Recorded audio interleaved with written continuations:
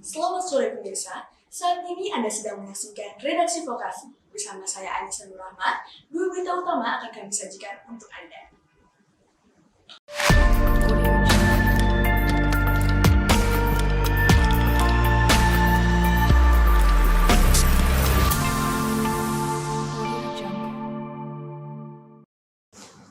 Berita pertama, AG terdakwa kasus penganiayaan David Ozora sedang menjalani sidang tuntutannya di Pengadilan Negeri Jakarta Selatan pada Rabu 5 April 2023. AG terlihat datang ke Pengadilan Negeri Jakarta Selatan menggunakan hoodie berwarna putih yang dikawal oleh petugas dengan mobil Kejari. Sidang tuntutan AG dilaksanakan secara tertutup mengingat sistem peradilan pidana terhadap anak. Tindak pidana penganiayaan dengan rencana penganiayaan berat dengan rencana terlebih dahulu. Kemudian terhadap yang bersangkutan itu salah satunya adalah dituntut untuk menjalani pidana di LPKA itu selama 4 tahun. Berita selanjutnya, peringatan penyaliban Yesus Kristus bagi umat Kristiani di Gereja Katedral Jakarta Pusat berlangsung khidmat. Terdapat 4 rangkaian acara dalam peringatan ini, yakni Kamis Putih, Jumat Agung, Sabtu Suci, dan Minggu Paskah. Pada Jumat Agung yang dilaksanakan pada tanggal 7 April 2023, para anak muda Katolik di katedral mengadakan prosesi Jalan Salib Kreatif yang mengenang perjalanan dalam kisah pilu Yesus Kristus. Jadi Jalan Salib Kreatif ini oleh orang muda Katolik dari katedral, pesan yang ingin disampaikan adalah perwujudan nyata kepedulian, perhatian pada kondisi-kondisi yang dialami entah oleh orang muda, anak sekolah, ataupun orang tua, keluarga. Jadi termasuk juga yang mungkin mengalami keterbatasan dari segi fisik. Maka itu yang perlu kita beri perhatian karena penebusan Kristus menjadi nyata dalam arah itu. Pihak gereja memberikan kapasitas yang cukup bagi jemaat dengan total 3.000 kursi yang tersebar di dalam dan di luar gereja. Antusiasme jemaat pun terlihat dengan banyaknya jemaat yang hadir dan mengikuti rangkaian Jumat Agung dengan khidmat dan tertib dengan keamanan yang dijaga ketat oleh petugas. Untuk suasana hari ini, menyentuh lah. Sangat dapat feel-nya karena ada tablo. Beda suasana dengan yang di luar. Baiklah pemirsa, itulah tadi 2 berita utama kami yang mengakhiri perjumpaan kita hari ini. Saya Anissa Nurrahma, selamat berbuka puasa dan sampai jumpa.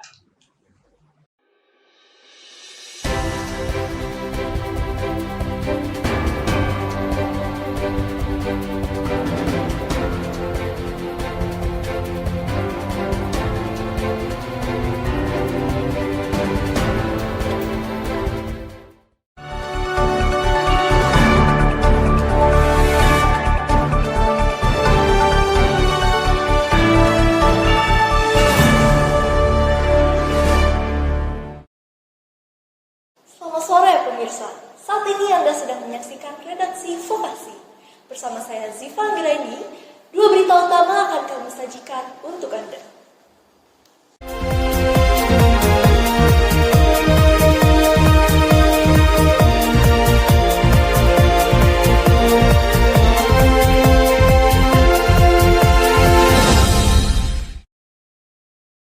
Berita pertama saudara, telah terjadi insiden kebakaran di Jalan Kampung Muka, Kelurahan Ancol, Kecamatan Pademangan, Jakarta Utara pada Selasa 25 April 2023 pada pukul 1 siang.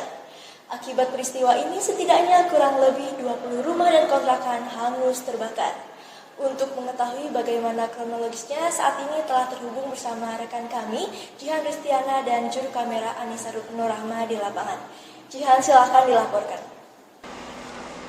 Baik, terima kasih Ziva. Saat ini saya berada langsung di lokasi kebakaran yang berada di Jalan Kencur, Kampung Muka, RT 2 RW 4, Kecamatan Pademangan, Jakarta Utara.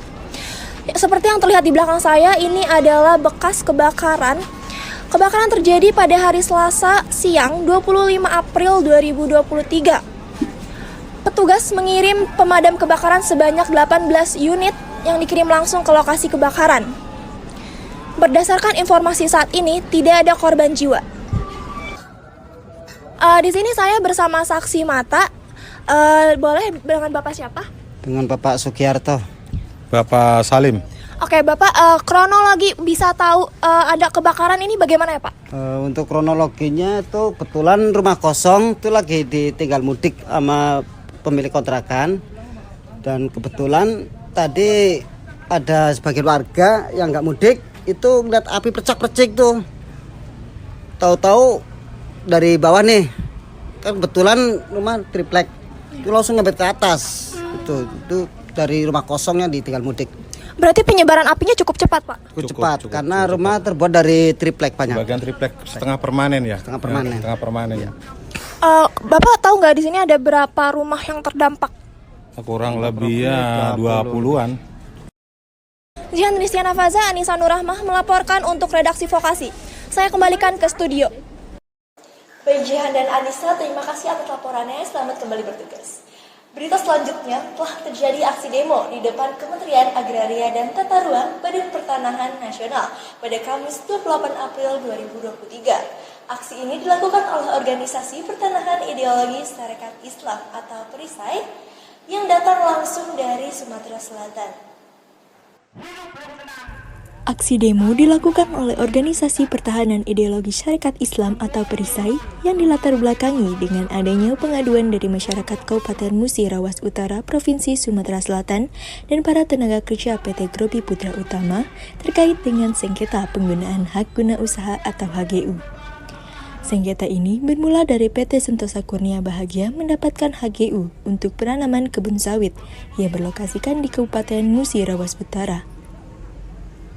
Dikeluarkannya HGU ini dirasa keliru, pasalnya PT Grobi Putra Utama telah mendapat izin usaha pertambangan operasi produksi sejak tahun 2009. Dalam aksi tersebut, Pertahanan Ideologi Sarekat Islam menuntut PT Sentosa Kurnia Bahagia, Kementerian ATR BPN, Kementerian Koordinator Bidang Politik, Hukum, dan Keamanan. Dengan tuntutan pemecatan Menteri Hadi Cahyanto dari Kementerian ATR BPN, meminta Kementerian ATR BPN untuk mencabut SHGU nomor 00146/MUBA atas nama PT Sentosa Kurnia Bahagia. Meminta Kementerian ATR BPN untuk memecat oknum-oknum pejabat ATR BPN yang terlibat dalam penerbitan SHGU yang tidak berlandaskan hukum. BPN, dan dalam pertemuan tadi pihak BPN berjanji kepada kami akan mempertemukan pihak PT GPU dengan pihak PT SKB dalam rangka penyelesaian melalui mediasi dan atau nanti akan ada upaya yang lebih tegas yaitu dengan pencabutan HGU. Sekira itu. Baik pemirsa, itulah tadi dua berita utama yang mengakhiri perjumpaan kita hari ini. Saya Ziva Anggraini pamit undur diri dan sampai jumpa.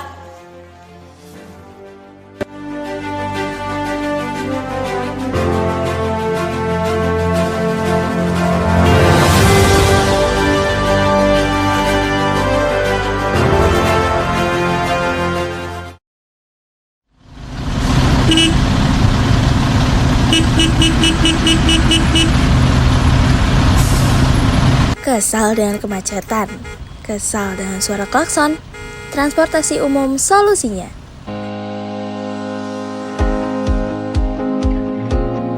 Ada yang udah tahu belum kalau menggunakan transportasi umum banyak manfaatnya?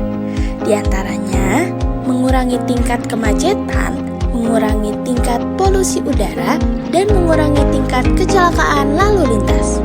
Selain itu dapat menghemat pengeluaran. Soal keamanan dan kenyamanan, jangan diragukan. Pengemudi dilatih secara profesional dan di dalamnya menggunakan AC, sehingga membuat suasana menjadi sejuk dan nyaman. Yuk gunakan transportasi umum. Mudah, nyaman, terintegrasi.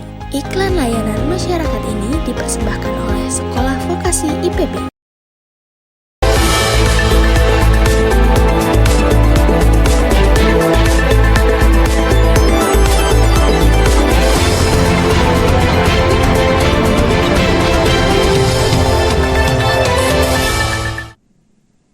Selamat sore, senang sekali saya Muhammad Hidayat Triatmojo dapat hadir untuk menikmati akhir pekan Anda.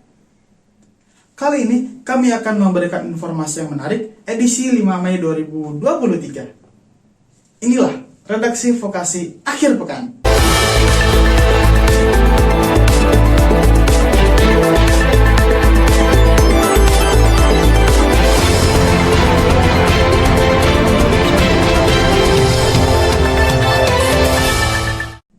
Selain menjadi kota padat penduduk, ternyata Jakarta juga banyak memiliki tempat wisata yang dapat dikunjungi saat akhir pekan ataupun saat liburan tiba. Salah satu tempat wisata yang wajib Anda kunjungi di Jakarta adalah Pantai Indah Ancol, Jakarta. Saat ini, redaksi vokasi akhir pekan akan mengajak Anda untuk menikmati keseruan di Pantai Indah Ancol, Jakarta. Ini dia liputannya. Pantai Indah Ancol Jakarta memang saat ini masih menjadi destinasi favorit warga Jakarta maupun luar Jakarta saat akhir pekan ataupun liburan. Mulai dari anak-anak hingga dewasa turut meramaikan pantai ini. Berlokasikan di Jalan Lodan Timur, Pademangan, Jakarta Utara, lokasi pantai yang sangat strategis dan sangat mudah untuk dijangkau dari segala arah. Buka pukul 6 pagi hingga 12 malam. Hai good people, ketemu lagi sama aku Cynthia. Kali ini aku udah di depan pintu masuk Taman Impian Jaya Ancol. Untuk kesini tiketnya itu dikenakan tarif Rp25.000 per orang. Tapi kalau good people bawa kendaraan, motor dikenakan tarif Rp15.000 dan mobil dikenakan tarif Rp25.000. Untuk tiketnya, good people bisa beli di website resmi ancol.com. Yuk kita ke dalam buat lihat-lihat pantainya. Pantai Indah Ancol Jakarta dikenal bukan hanya sekadar jajaran spot menarik, namun suasana pantai juga cukup natural. Karena berada di ibu kota yang jarang sekali terdapat pantai. Memiliki area tepi sepanjang kurang lebih 65 km.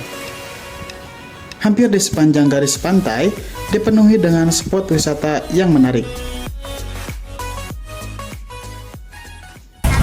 Nah good people, kali ini saya sedang berada di pesisir pantai. Terlihat di belakang saya terdapat wisatawan yang sedang berenang. Meskipun berada di pesisir Jakarta, namun pantai ini termasuk kawasan aman. Nah, tapi jangan lupa untuk tetap memperhatikan batas garis berenang dan barang bawaan Anda.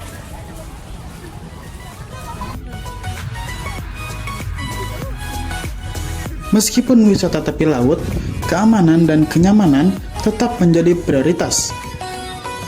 Pengelola telah memiliki prosedur standar operasional terkait keadaan darurat seperti bencana alam.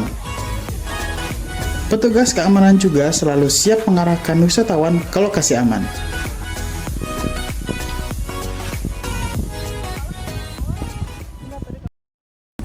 Nah good people, kalian juga bisa menikmati suasana pantai Ancol dari tengah laut dengan menaiki perahu yang dibanderol dengan harga Rp20.000 per orang. Cukup terjangkau bukan? Pengelola menyediakan kapal wisata yang melayani perjalanan mengelilingi pantai Ancol. Kapal-kapal kecil ini hanya beroperasi di dalam perairan yang relatif tenang dari ombak. Jika berperahu di Ancol, tidak perlu khawatir perihal keamanan, karena setiap perahu dilengkapi dengan alat pengaman yang cukup seperti life jacket dan ban pelampung. Perahu ini sangat cocok bagi pengunjung yang ingin mencoba menikmati semilir angin laut dan keindahan pantai dari tengah laut, dan tentu saja didampingi oleh para nelayan terlatih.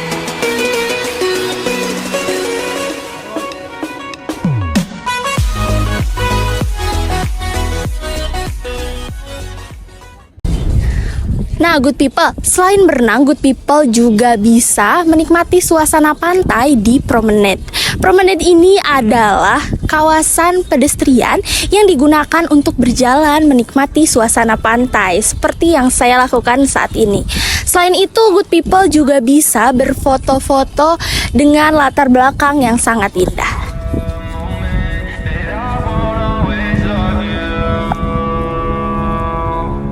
I'll be looking at you when the lights come out. It's so sad and done. I'll be looking at you when we've had enough. Have we lost our touch? There's a fire burning in my heart. Give you love, but it was never enough. Can we ever hold on tight enough, or are we better off falling apart?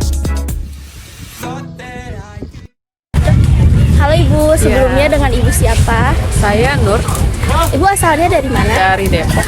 Sebelumnya udah pernah ke Ancol belum? Sudah Nah, kalau untuk kali ini tujuan ke Ancol ini untuk apa ya, Bu? tamasya aja sama keluarga.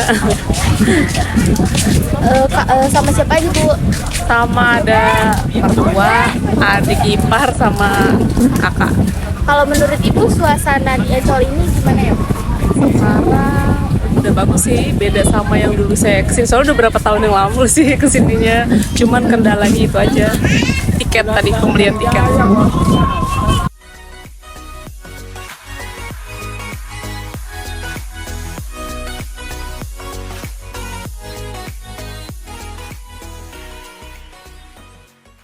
Itulah tadi seputar Pantai Indah Ancol, Jakarta. Saya, Muhammad Hidayat Triatmojo, pamit undur diri dan sampai jumpa di redaksi vokasi akhir pekan selanjutnya.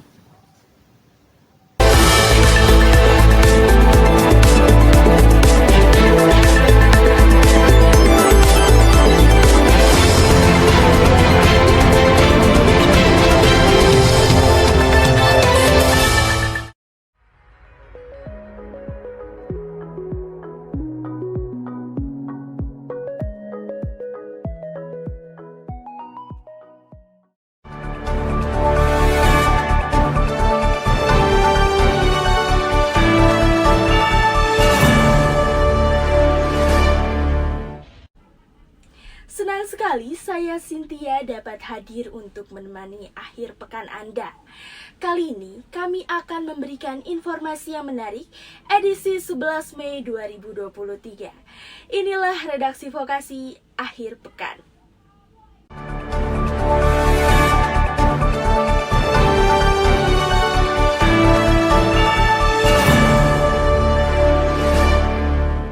Bogor menjadi salah satu kota di Jawa Barat yang memiliki destinasi wisata yang menarik. Karena selain memiliki pemandangan pegunungan dan air terjun yang indah seperti yang banyak diketahui masyarakat, nyatanya Bogor juga memiliki destinasi agroeduwisata yang sangat mengedukasi. Pagi Farm adalah salah satu pilihan untuk liburan sembari belajar. Saat ini, redaksi vokasi akhir pekan akan mengajak Anda berwisata ke Pagi Farm. Bagaimana keseruannya? Ini dia liputannya. Sobat redaksi. Nah, gimana nih apa kabarnya sobat redaksi? Semoga sehat-sehat selalu ya. Kembali lagi bersama saya Mojo dalam redaksi vokasi akhir pekan. Nah, seperti yang sobat lihat, saya sedang berada di depan Pagi Farm. Apa sih Pagi Farm itu? Ada apa saja di dalamnya? Dan ngapain kita mau ke Pagi Farm? Penasaran kan? Simak terus ya. Pagi Farm merupakan salah satu pusat pelatihan hidroponik yang beralamat di Cimahpar, Kota Bogor, Jawa Barat. Berbeda dengan tempat wisata lainnya, uniknya Pagi Farm ini tidak mematok harga tertentu untuk tiket masuk pengunjung, di mana semua orang bebas masuk ke wilayah greenhouse ini dan dapat mengikuti beberapa pelatihan di Pagi Farm.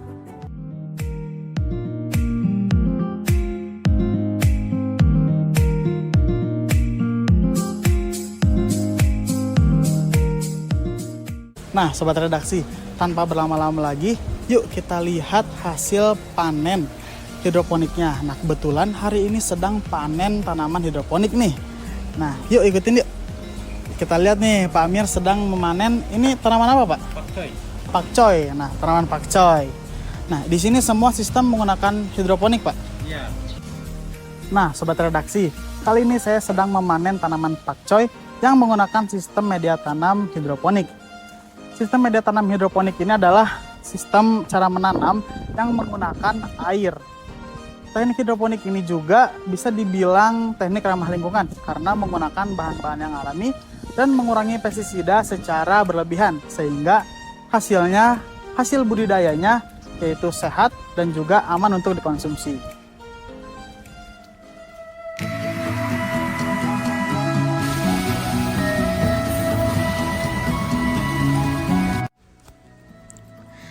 Metode hidroponik memiliki keunggulan tidak membutuhkan perkarangan yang luas, tidak menggunakan banyak pupuk, penggunaan air yang lebih sedikit, bebas dari hama dan penyakit, dan pertumbuhan serta perkembangannya lebih cepat.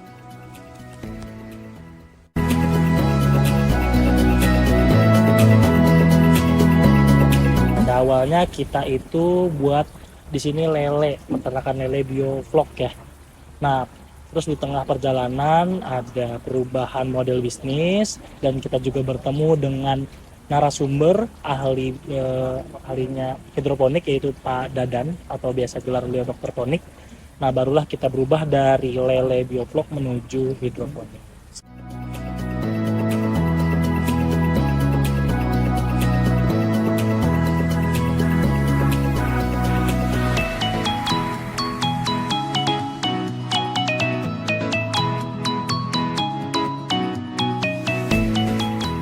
Di Pagi Farm kita bukan hanya bergerak di sayur hidroponik, tapi kita juga bergerak di sektor peternakan ikan.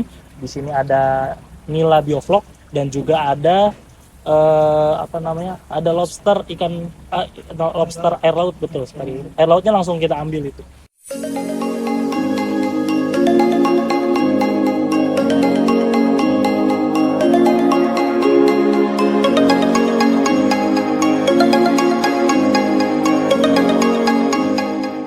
Sistem bioflok ini yaitu kotoran-kotoran hewan yang dibudidaya itu membentuk menjadi gumpalan seperti gumpalan atau yang bisa disebut sebagai vlog. Sobat redaksi, di belakang saya sudah ada kolam nila yang budidayanya menggunakan sistem bioflok. Di sini juga saya bersama Pak Amir dan ini ikan nilainya ya Pak? Ya.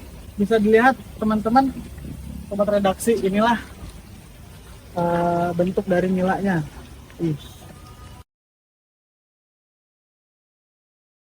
Nah, yang membedakan Pak sama ini sama ternak yang biasa pada umumnya?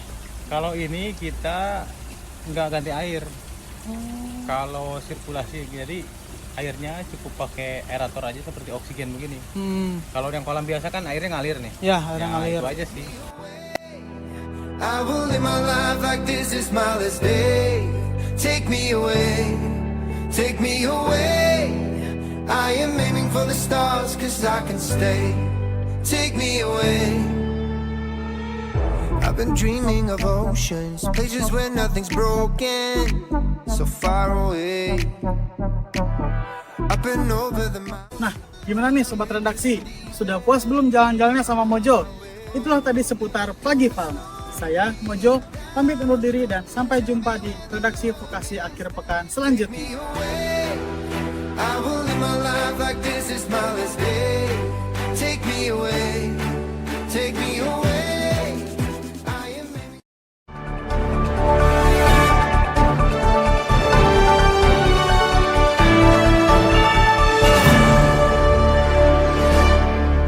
Aduh, perut aku sakit banget ya. Kayaknya akhir-akhir ini tuh pencernaan aku lagi nggak bagus deh. Aku tahu solusinya. Apa itu? Moringa Herbal. Cobain deh. Oke, aku coba ya. Coba ya. Minuman yang terbuat dari bahan alami yang diproses secara alami dengan temulawak serta ekstrak cuka apel mampu mengatasi masalah pencernaan hingga kolesterol. Enak juga ya. Kayaknya cocok deh buat aku. Ya kan? Moringa Herbal. Atasi toksik dengan yang herbal.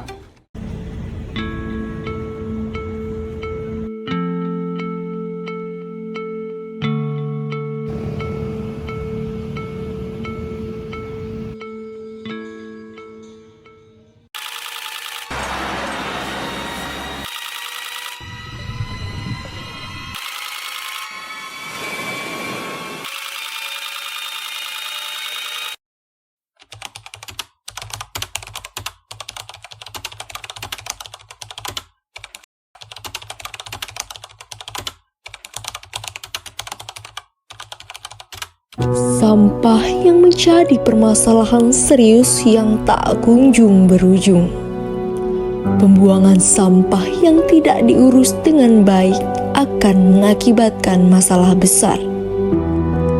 Karena penumpukan sampah atau membuangnya sembarangan ke kawasan terbuka akan mengakibatkan pencemaran tanah yang juga akan berdampak ke saluran air.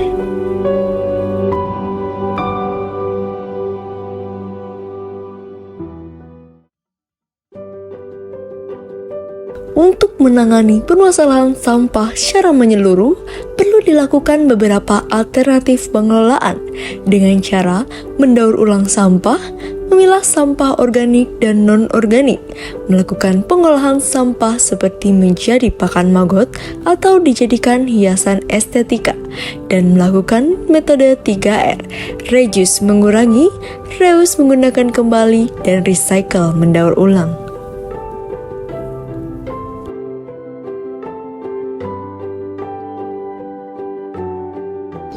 Saat ini saya sedang berada di Bank Sampah Siliwangi yang berada di Sukamulya, Kecamatan Bogor Timur, Kota Bogor. Bank Sampah Siliwangi ini merupakan tempat pengelolaan sampah daur ulang.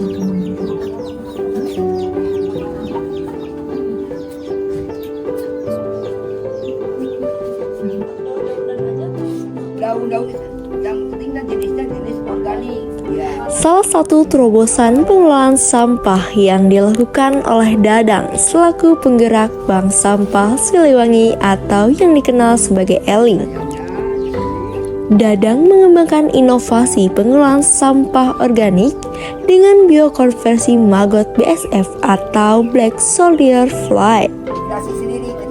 Maggot berguna dalam proses penguraian bahan-bahan organik. Karena maggot mengkonsumsi sampah, sayuran, dan buah. Kemampuan maggot dalam mengurangi sampah sangat cepat. Dalam waktu 24 jam, 10.000 ekor maggot BSF dapat mengurangi 5 kg sampah organik. Saya punya produk bukannya hanya terfokus oleh maggot berasnya aja, tapi di situ ada maggot kering, tepung maggot, pelet maggot. Pengolahan secara manual. Kebetulan saya pengembangan bank sampah ini saya kembangkan dengan teman-teman saya. Ada di beberapa titik saya punya komunitas. Ya, komunitas saya yang saya rekrut semua, yang orang-orang komitmen kita berbarengan dalam arti mengolah sampah ini. Nah, kami diolah seperti itu. Di belakang saya saat ini terdapat maggot kering yang akan dijual. Nah, dalam satu karung ini terdapat 10 kg dengan harga 60.000 per kilogram.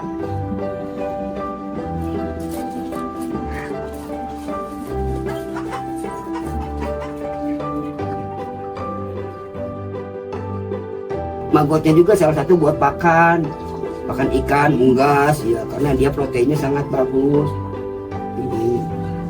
Dan juga saya diolah menjadi produk-produk turunan.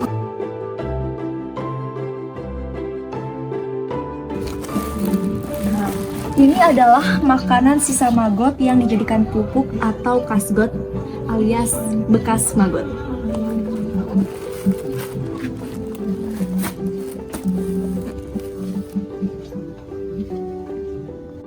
Tapi kebanyakan kan gini, orang itu image itu sampah, orang akan tertariknya kurang karena kotor, bau. Itu yang saya yang tadi kebanggaan saya, jadi bangga lah, sedikit bangga itu masyarakat itu sudah bisa ya.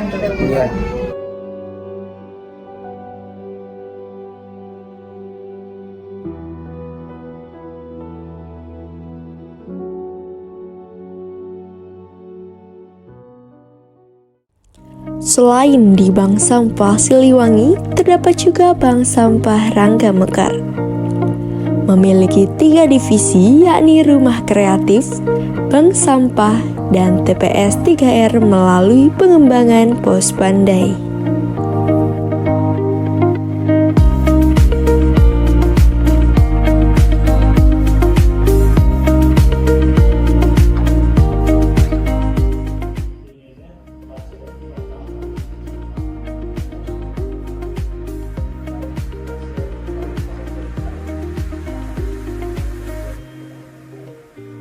beberapa program.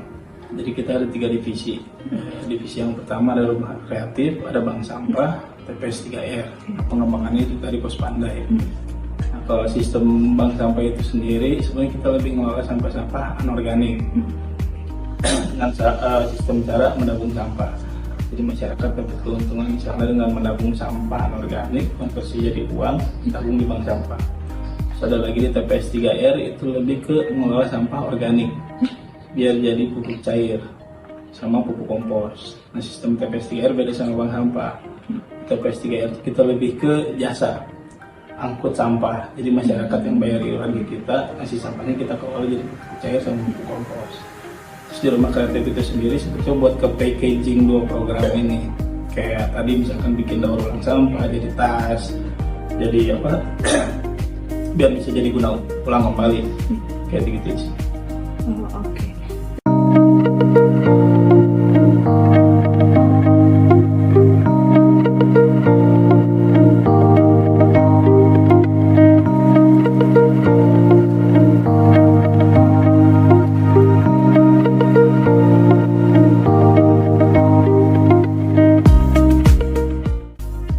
Nah, kalau boleh tahu Pos Pandai ini udah kesebar di berapa wilayah sih? Terus juga berapa totalnya? Pos Pandai. Nah, Pos Pandai kan ini cerita Pos Pandai kembangan dari bank sampah tuh. Itu tadi dari banyaknya masyarakat yang senang nabung. Akhirnya poin inti soal perilaku memilah sampahnya kan nggak dapet di sana kepeduliannya. Akhirnya masyarakat malah cuma beritu. Kembangannya yaitu Pos Pandai. Di Pos Pandai kita lebih fokus sama dikuatin masalah pemilahan sampah itu tadi tuh, soal anorganiknya sampai sampah anorganik, kertas, plastik sama logam beling. Di Pos Pandai di sini buat di Kota Bogor kita udah ada 30 titik Pos Pandai. Itu di 5 kecamatan, Bogor Selatan, Bogor Barat, Bogor Timur, Bogor Utara, itu udah kita sebar di 5 titik kecamatan Kota Bogor. Oke, kalau dari tadi kan dari pengelolaan bank sampah itu udah banyak realisasi lah gitu ya Mas ya. Nah, kalau betul dari rumah kreatif sendiri ini kira-kira gimana prosesnya dan juga udah ada tempat pemasarannya kah atau gimana? Ngomongin rumah kreatif sih cakupannya luas, bukan cuman daur ulang sampah biar bisa ada nilai guna kembali, bukan cuma ke sana sebetulnya rumah kreatif. Walaupun sekarang kita tidak terlalu memfokuskan ke sana tuh soal daur ulang itu tadi kan, guna ulang kembali. Paling beberapa kita buat pot kembang yang kita pakai sendiri, belum kita jual. Karena buat pemasaran sampah-sampah daur ulang itu masih agak susah kan. Tapi kita nggak terlalu fokus ke sana, tambah lagi seleksi alam, orang-orang yang bisa ngelakuin itu juga jarang.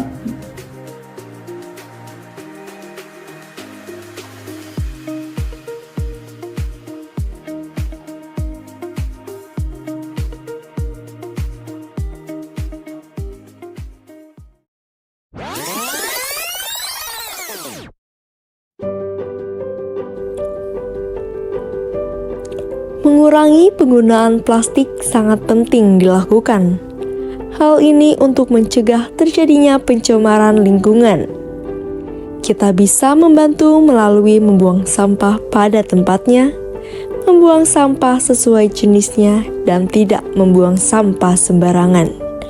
Semua itu hanya dari diri kita yang bisa memulainya. Lantas, kalau bukan kita, maka siapa lagi?